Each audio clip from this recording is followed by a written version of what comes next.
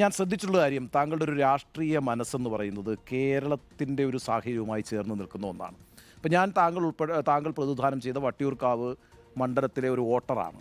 അപ്പോൾ ആ മണ്ഡലത്തിൽ താങ്കൾ എങ്ങനെയാണ് പ്രവർത്തിച്ചിരുന്നതെന്നും ഒക്കെ എനിക്ക് നേരിട്ട് ബോധ്യമുള്ള കാര്യമാണ്. താങ്കൾ ആ മണ്ഡലത്തെ വളരെ നന്നായി നഴ്സ് ചെയ്തിട്ടുള്ള ഒരാളാണ്. ഈ MLA-മാർക്കൊരു മാതൃക പോലുമാണ് ആ അർത്ഥത്തിൽ. അപ്പോൾ വട്ടിയൂർക്കാവ് താങ്കളുടെ ഒരു പ്രധാനപ്പെട്ട മനസ്സിൻ്റെ ഒരു ഭാഗമാണ്. എന്നാൽ താങ്കളുടെ ഒരു പ്രത്യേക രാഷ്ട്രീയ സാഹചര്യത്തിൽ വടകരയിൽ വന്ന് മത്സരിക്കുന്നു.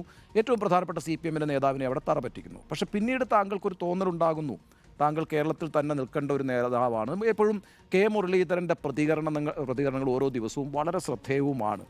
അപ്പോൾ കേരള രാഷ്ട്രീയത്തിലേക്ക് കൂടുതൽ ശ്രദ്ധ കേന്ദ്രീകരിക്കുക, ഇവിടെയാണ് തൻ്റെ ഇടം എന്ന് തോന്നുന്നുണ്ടായിരുന്നു. അതിൻ്റെ ഭാഗമായിട്ടാണോ ഈ 24-ലെ തെരഞ്ഞെടുപ്പിൽ ഞാൻ ഉണ്ടാകില്ല എന്നൊക്കെ ആദ്യഘട്ടത്തിൽ തന്നെ താങ്കൾ പറഞ്ഞത്? അല്ല, എന്നെ സംബന്ധിച്ച് വ്യക്തിപരമായിട്ട് എനിക്ക് താല്പര്യം കേരളത്തിൽ തന്നെ നിൽക്കാനാണ്. പക്ഷേ പാർട്ടി എന്നോട് പറഞ്ഞത് നിങ്ങളെപ്പോലെ സീനിയർ നേതാക്കന്മാർ ലോക്സഭാ തെരഞ്ഞെടുപ്പിൽ നിന്ന് മാറി നിന്നാൽ അതൊരു തെറ്റായ സന്ദേശം നൽകും.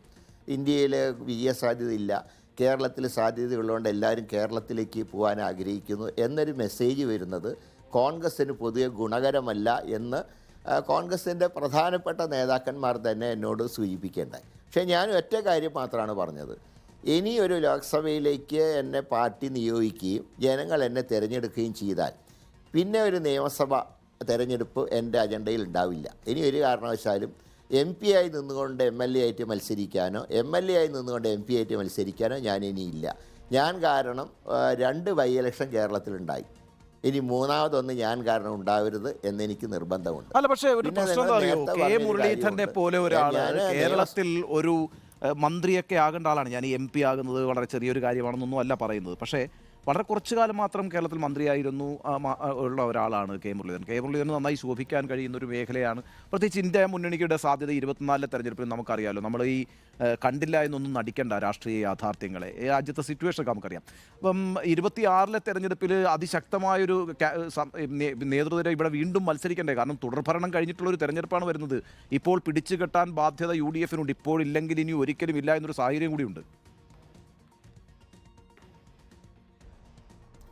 അത് പാർട്ടിയാണ് തീരുമാനിക്കേണ്ടത്. ഇവിടെ പറഞ്ഞിട്ടുള്ള ഈ കാര്യങ്ങൾ പാർട്ടി പരിശോധിക്കേണ്ട കാര്യമാണ്. അവിടെ വ്യക്തിപരമായിട്ടുള്ള എൻ്റെ അഭിപ്രായങ്ങൾക്ക് പ്രസക്തിയില്ല.